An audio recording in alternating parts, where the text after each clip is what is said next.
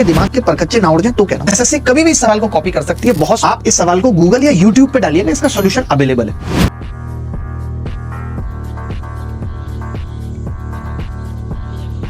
अगर इसका सॉल्यूशन देख के आपके दिमाग के परकच्चे ना उड़ जाए तो कहना। प्यारा सवाल है, को उत्तर बताना है। सवाल सिंपल है, दो इक्वेशन है, a minus 7b plus 8c बराबर 4, 8a plus 4b minus c बराबर 7, a square minus b square plus c square पूछ रहा है। देखना जरा एक बात ध्यान से समझना, ध्यान से समझना। abc वास्तविक संख्या है जिसमें a minus 7b plus 8c बराबर 4 और 8a plus 4b minus c बराबर 7, तो a square minus b square plus c square का मान क्या है? मान लीजिए एबीसी वास्तविक संख्याएं हैं जिसमें a minus 7b plus 8c बराबर 4 और 8 है। अब जैसे ऐसा सवाल आता है तो मैं देख रहा हूं कि दो इक्वेशन है और तीन वेरिएबल है एबीसी, यानी एक एक्स्ट्रा है, उस एक एक्स्ट्रा को मुझे जीरो करना है।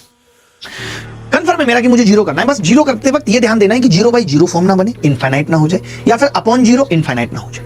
ये हमें ध्यान रखना है, ठीक है। अब मैंने कहा यार किसको जीरो करूं, तो मैंने कहा कि b माइनस है तो b को जीरो कर ले, तो आप किसी को भी कर सकते हैं। मैंने b को जीरो कर दिया। अगर मैं b को जीरो करता हूं तो मेरा सवाल कितना सा है वो बताइए। आपने कहा कि जी a प्लस 8c बराबर 4 आ रहा है, 8a माइनस c बराबर 7 आ रहा है, और पूछा क्या है सवाल में, अगर ये जीरो हो जाता है तो a square plus c square. मुझे बड़े आराम से एक हिंट मिली कि यार मैं अगर इन दोनों को स्क्वायर करके जोड़ देता हूं तो कॉमन आ जाएगा, क्योंकि स्क्वायर तो करना ही है भाई। अगर a square plus c square पूछा है इट मींस ये तय है। अब एक तरीका तो ये है कि मैं यहाँ पे a और c की वैल्यू निकाल लूं, कुछ लोग वो भी करेंगे, निकाल सकते हो a और c की वैल्यू, वही उत्तर आएगा।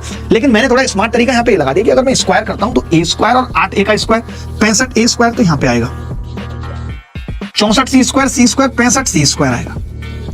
एक बच्चा बोला कि जब स्क्वायर करेंगे तो यहाँ पे जो 2ab वाली टर्म आएगी वो 16c आएगी, यहाँ पे भी जो 2ab वाली टर्म आएगी वो माइनस 16c आएगी।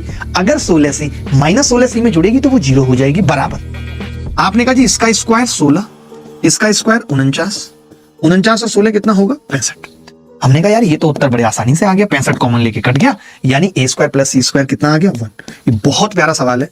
आप जरूर जाके क्लास के बाद इस सवाल को गूगल करिएगा और इसका सोल्यूशन जब आप देखेंगे तो आपके पैरों तले जमीन खिसक जाएगी कि इतना मुश्किल हो सकता है।